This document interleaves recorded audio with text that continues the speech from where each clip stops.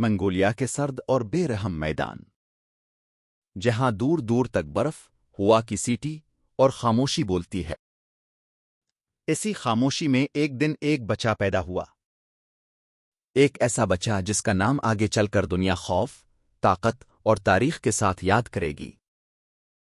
اس بچے کا نام تھا تموجن۔ دنیا اسے بعد میں جنگیز خان کے نام سے جانے گی۔ بچپن جو آزمائشوں میں گزرا۔ تموجن کے والد یسوگئی ایک قبیلے کے سردار تھے، مگر طاقت کے دشمن بھی ہوتے ہیں۔ ایک دن دشمنوں نے چالاکی سے یسوگئی کو زہر دے دیا۔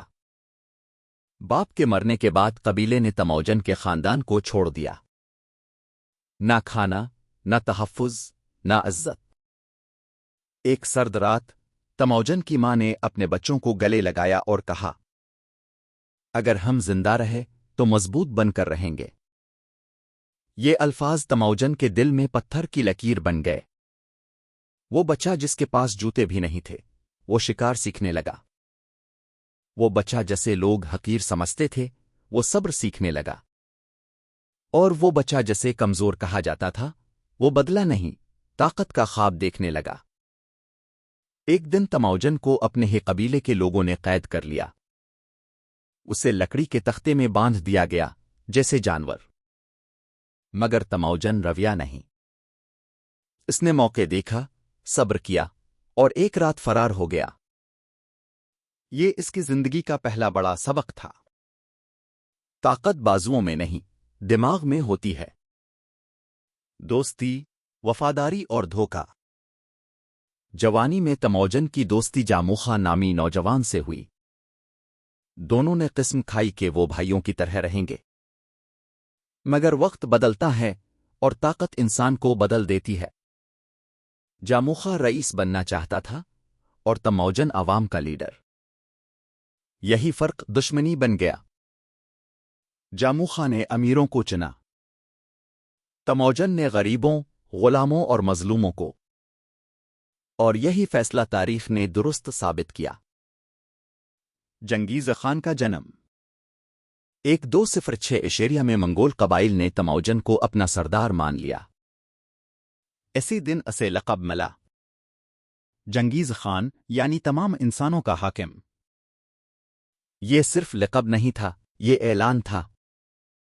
جنگیز خان نے ایک نیا قانون بنایا، یاسا۔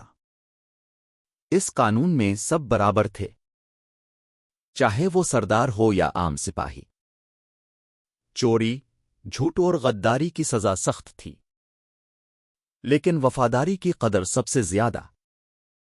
جنگ کا نیا انداز۔ جنگیز خان کی فوج کم تھی مگر خطرناک۔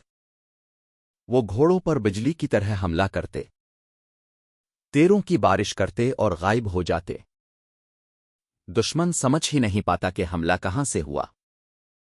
اس کی فوج میں نظم و ضبط تھا، تیزی تھی، اور ایک ہی مقصد، فتح۔ چین سے ٹکراؤ۔ سب سے پہلے اس نے چین کی عظیم سلطنت کو للکارا۔ اونچے دیواریں، بڑی فوج، مگر غرور میں ڈوبی ہوئی۔ جنگیز خان نے کہا، دیواریں انسان بناتا ہے اور انسان ہی گراتا ہے۔ چین کی کئی ریاستیں اس کے سامنے جھک گئیں۔ جو مان گئے بچ گئے، جو ڈٹے رہے مٹ گئے۔ دنیا اسے ظالم کہتی ہے، اور ہاں، اس کی جنگوں میں لاکھوں مارے گئے، مگر وہ بے وجہ قتل کے خلاف تھا۔ وہ کہتا تھا، اگر دشمن ہتھیار ڈال دے تو اسے جینے دو۔ وہ تاجروں کو تحفظ دیتا، مذاہب کو آزادی دیتا، اور قابل لوگوں کو عہدے دیتا، چاہے وہ دشمن ہی کیوں نہ ہوں۔ سلطنت جو دنیا نے نہ دیکھی تھی، چند ہی برسوں میں اس کی سلطنت پھیل گئی۔ ایران، روس کے علاقے، یہ دنیا کی سب سے بڑی زمینی سلطنت بن گئی۔ ایک چرواہا دنیا کا بادشاہ بن چکا تھا۔ آخری دن۔ آخری دنوں میں جنگیز خان خاموش رہنے لگا۔ اس نے اپنے بیٹوں کو بلایا اور کہا، میں نے دنیا جیتی ہے، مگر یاد رکھو، طاقت ہمیشہ نہیں رہتی، انصاف اور نظم ہی سلطنت کو زندہ رکھتا ہے۔ 1227 عیسوی میں جنگیز خان کا انتقال ہو گیا۔ اس کی قبر آج تک نامعلوم ہے، شاید اس لیے کہ وہ چاہتا تھا بادشاہ مر جائے مگر اس کا نظریہ زندہ رہے۔ کسی کے لیے ظالم، کسی کے لیے ہیرو، اور کسی کے لیے تاریخ کا سب سے بڑا فاتح۔